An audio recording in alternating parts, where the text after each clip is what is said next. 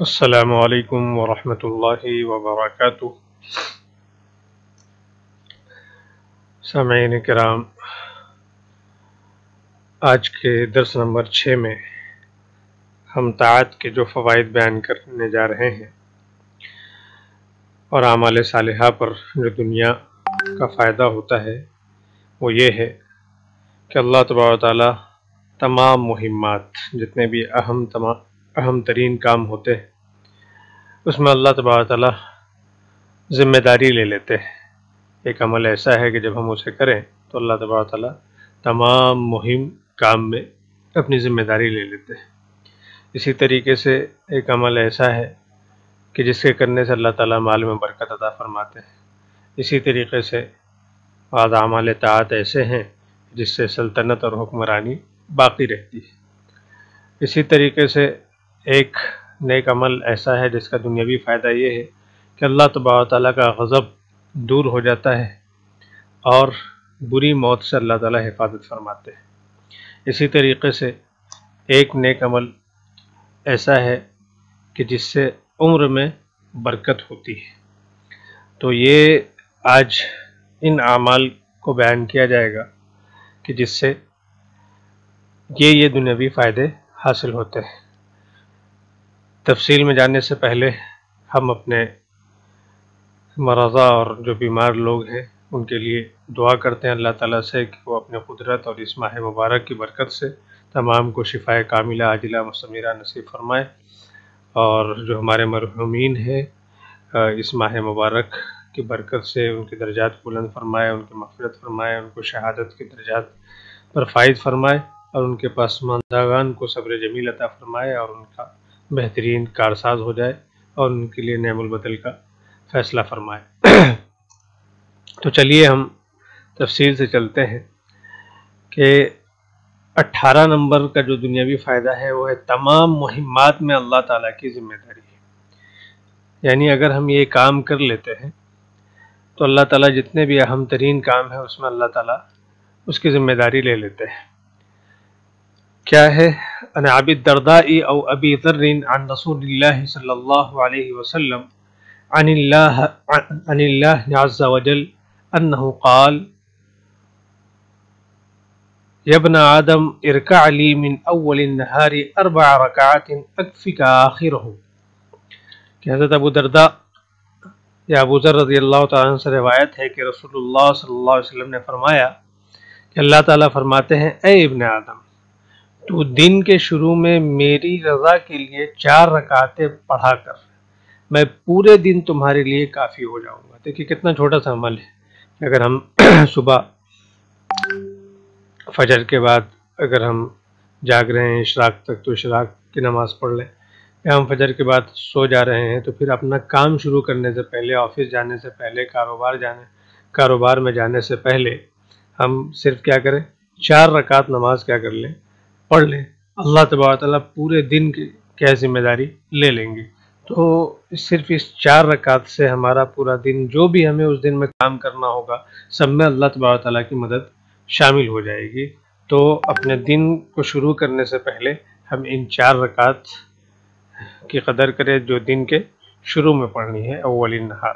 تو اللہ تعالیٰ پورے دن کے لیے کیا ہو جائیں گے؟ ہمارے لیے کافی ہو جائیں گے۔ اسی طریقے سے نمبر 19 مال میں برکت۔ ایک عمل ایسا ہے کہ جسے ہم کریں گے تو اللہ تبارک و تعالیٰ ہمارے مال میں برکت عطا فرمائیں گے۔ وہ حدیث کیا ہے؟ عن حکیم ابن حزام رضی اللہ عنہ ان النبی صلی اللہ علیہ وسلم قال البیعان بالخیار ما لم يتفرقا، قال حمام وجدت في كتابي يختار 3 مرار فإن صدقا وبينا بورك لهما في بيعهما وإن كذبا وكتما فعسى أن يربح ربحا ويمحق بركة بيعهما۔ صحیح بخاری حدیث نمبر 2114 کی روایت ہے جس کے راوی حکیم بن حزام ہیں۔ وہ فرماتے ہیں کہ بیان کیا نبی کریم صلی اللہ علیہ وسلم نے سے وہ بیان کرتے ہیں کہ آپ صلی اللہ علیہ وسلم نے فرمایا کہ بیچنے اور خریدنے والے کو جب تک وہ جدا نہ ہو بیع توڑ دینے کا اختیار ہے، یعنی جب معاملہ کر رہے ہیں تو معاملہ مکمل ہونے سے پہلے ان دونوں کو اختیار ہے کہ وہ اپنے معاملہ کو کیا کر دیں، توڑ سکتے ہیں، مطلب چاہے خریدنے والا یا بیچنے والا، معاملہ مکمل ہونے سے پہلے۔ حمام راوی نے کہا کہ میں نے اپنی کتاب میں لفظ اختیار 3 مرتبہ لکھا ہوا پایا ہے، اسی کو فقہا اور ہمارے فقہ کے جو مسائل کی کتاب ہے اس میں کہا جاتا ہے خیار رویت، خیار شرط، خیار عیب۔ کہ خیار شرط مطلب اگر لینے کے بعد بھی، معاملہ کرنے کے بعد بھی لینے اور بیچنے والے دونوں کو اختیار ہوتا ہے کہ وہ 3 دن کا اختیار مانے کہ 3 دن تک مجھے لوٹانے کا حق ہوگا یا واپس لینے کا حق ہوگا، تو اس کو کہتے ہیں خیار شرط۔ اسی طریقے سے خیار رویت کی کوئی چیز دیکھی نہیں ہے اور لے لی ہے تو پھر دیکھنے کے بعد اگر وہ چیز پسند نہ آئے تو واپس کرنے کا حق ہوگا۔ اسی طریقے سے خیار عیب کہ کوئی چیز لی ہے اور اس کے اندر مطلب کوئی عیب نکل آئے تو اس کے بنیاد پر بھی واپس کر سکتے ہیں۔ بہرحال یہ تو اصل جو اس حدیث کے اندر بتانا ہے کہ اگر دونوں نے سچائی اختیار کی اور بات صاف صاف واضح کر دی تو انہیں ان کی بیع میں برکت ملتی ہے، اور اگر انہوں نے جھوٹی باتیں بنائی اور کسی عیب کو چھپایا تو تھوڑا سا نفع شاید وہ کما لیں لیکن ان کی بیع میں برکت نہیں ہوگی۔ آج دیکھیں ہم لوگ جتنے بھی کاروبار کرنے والے کہ اللہ کے نبی صلی اللہ علیہ وسلم نے برکت کے بارے میں کیا بتایا کہ اگر ہم تھوڑی دیر کے لیے بھی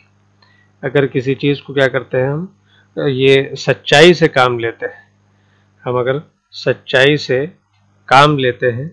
تو اللہ تبارک تعالیٰ اور معاملے کو صاف بتا دیں گے بھائی یہ ایسی چیز ہے، یعنی چائنا کا مال ہم جاپان کا بنا کر کے نہیں بیچتے ہیں کہ مال ہے چائنا کا اور کہہ رہے ہیں کہ تو جاپان کا ہے، یعنی کچھ بھی مطلب جھوٹ نہیں کرتے ہیں تو اللہ تعالیٰ اس میں برکت دیں گے۔ اسی کو کہتا ہے کہ اگر اس طریقے سے جھوٹ بول کر کے انسان کما بھی لے تو بظاہر تو اس کو کچھ کثرت دکھے گی لیکن برکت بالکل بھی نہیں ہوگی۔ اسی طریقے سے 20واں فائدہ سلطنت کا باقی رہنا، کہ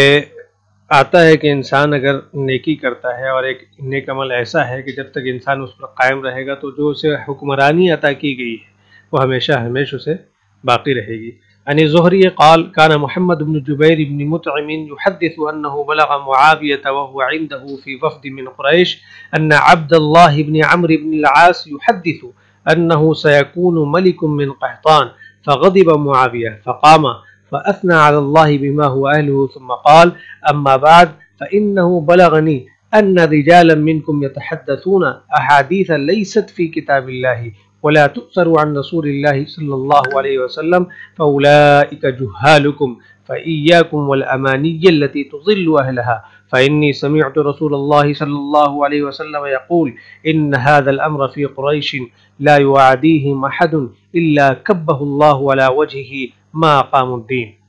کہ زہری نے بیان کیا کہ محمد بن جبیر بن مطعم بیان کرتے تھے کہ معاویہ رضی اللہ تعالی عنہ تک یہ بات پہنچی جب وہ قریش کی ایک جماعت میں تھے کہ عبداللہ بن عمرو بن عاص یہ حدیث بیان کرتے ہیں کہ عنقریب، یعنی عنقریب سے مراد ہے قرب قیامت میں بنی قحطان سے ایک حکمراں اٹھے گا۔ یہ سن کر معاویہ رضی اللہ تعالیٰ عنہ غصہ ہو گئے، پھر آپ خطبہ دینے اٹھے اور اللہ تعالیٰ کی اس کی شان کے مطابق حمد و ثنا کے بعد فرمایا، لوگوں مجھے معلوم ہوا ہے کہ بعض لوگ ایسی احادیث بیان کرتے ہیں جو نہ تو قرآن مجید میں موجود ہے اور نہ رسول اللہ صلی اللہ علیہ وسلم سے منقول ہیں۔ دیکھو تم میں سب سے جاہل یہی لوگ ہیں، ان سے اور ان کے خیالات سے بچتے رہو جن خیالات نے ان کو گمراہ کر دیا ہے۔ میں نے نبی کریم صلی اللہ علیہ وسلم سے یہ سنا ہے کہ یہ خلافت قریش میں رہے گی اور جو بھی ان سے دشمنی کرے گا اللہ تعالیٰ اس کو سرنگوں اور اوندھا کر دے گا جب تک وہ قریش دین کو قائم رکھیں گے۔ شرط ہے کہ جب تک دین کو قائم رکھیں گے، دین کو پکڑے رہیں گے مضبوطی سے، تب تک کیا ہے خلافت اور حکومت وہی کے اندر ہوگی۔ تو آج صاف صاف اس حدیث کے اندر یہ بات ظاہر ہو گئی کہ مسلمانوں نے جو حکمرانی کی، جو حکومت تھی، جب تک دین پر قائم رہے تو حکومت باقی رہی اللہ تبارک تعالیٰ کے وعدہ کے مطابق، اور جب دین کو چھوڑا اور دوسرے اصول اور دنیاوی اصول کو اختیار کیا، دنیا کی طرف لپکے، تو اللہ تبارک تعالیٰ نے اسے چھین کر غیروں میں کیا کر دیا، دے دیا۔ تو اگر ہم دوبارہ چاہتے ہیں سرخرو ہونا، اور اپنے سر کو اونچا کرنا اور پھر سے ترقی کے باب میں عروج پر پہنچنا چاہتے ہیں تو ہمیں کیا ہے خلاف دین پر قائم ہونا ہوگا، دین پر قائم ہوں گے تو اللہ تبارک تعالیٰ پھر سے ہمارے شان و شوکت کو کیا کر دیں گی، لوٹا دیں گی۔ اسی طریقے سے ایک طاعت اور عبادت ایسی ہے جس سے اللہ تبارک تعالیٰ کا غضب دور ہوتا ہے اور سوء خاتمہ، بری موت سے اللہ تعالیٰ حفاظت فرما لیتے ہیں۔ وہ کیا ہے کہ عن انس بن مالک قال قال رسول اللہ صلی اللہ علیہ وسلم ان الصدقة لتطفئ غضب الرب وتدفع عن میتة السوء۔ انس بن مالک رضی اللہ تعالیٰ عنہ سے مروی ہے کہ آپ صلی اللہ علیہ وسلم نے بتایا کہ صدقہ یہ اللہ تبارک تعالیٰ کے غصے کو بجھا دیتا ہے اور بری موت کو دور کر دیتا ہے۔ تو صدقے کا بہت زیادہ اہتمام کرنا چاہیے۔ صدقے کے لیے ضروری نہیں ہے کہ ہم کیا ہے لاکھوں روپے اور ہزار روپے اور سو دیں، جتنا انسان کی استطاعت میں اگر 1 روپے 10 روپے بھی وہ کیا کرتا ہے روزانہ صدقہ نکالتا ہے تو کتنی بڑی مطلب اللہ تبارک تعالیٰ کی طرف سے کتنا بڑا وعدہ ہے کہ اللہ تبارک تعالیٰ کا غصے کو اللہ تعالیٰ صدقے سے کیا کرتے ہیں، ٹھنڈا کر دیتے ہیں اور بری موت سے حفاظت فرماتے ہیں۔ تو اس دور میں ہمیں صدقے کو بھی لازم کر لینا چاہیے۔ اپنے گھر میں کوئی ڈبہ ہے، کوئی ایسی چیز ہے کہ روزانہ اس میں کچھ نہ کچھ ڈالتے رہیں اور پھر مناسب وقت میں کسی ضرورت مند کو اسے دے دیا جائے۔ اسی طریقے سے ایک عمل ایسا ہے جس سے عمر میں برکت ہوتی ہے۔ عن ابی عثمان النہدی عن سلمان قال قال رسول اللہ صلی اللہ علیہ وسلم لا يرد القضاء الا الدعاء ولا يزيد في العمر الا البر۔ یہ ترمذی کی حدیث ہے کہ آپ صلی اللہ علیہ وسلم نے فرمایا کہ دعا کے سوا کوئی چیز تقدیر کو نہیں ٹالتی ہے اور نیکی کے سوا کوئی چیز عمر میں اضافہ نہیں کرتی ہے۔ تو 2 عمل ایسے بتائے کہ دعا سے کیا ہے، قضا بھی ٹل جاتی ہے، تقدیر بھی کیا ہے، ٹل جاتی ہے۔ اسی لیے کہا گیا ہے کہ ہر چیز میں کوئی بیمار ہے تو اس وقت دعا کا اہتمام کیا جائے،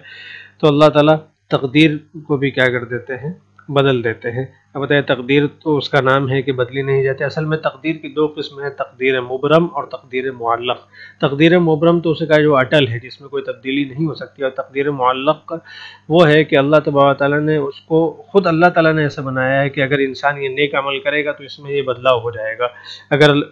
انسان کیا کرتا ہے دعا کرے گا تو اس کا اسے یہ صلہ ملے گا۔ جیسے کہ اللہ تعالیٰ نے لکھ دیا ہے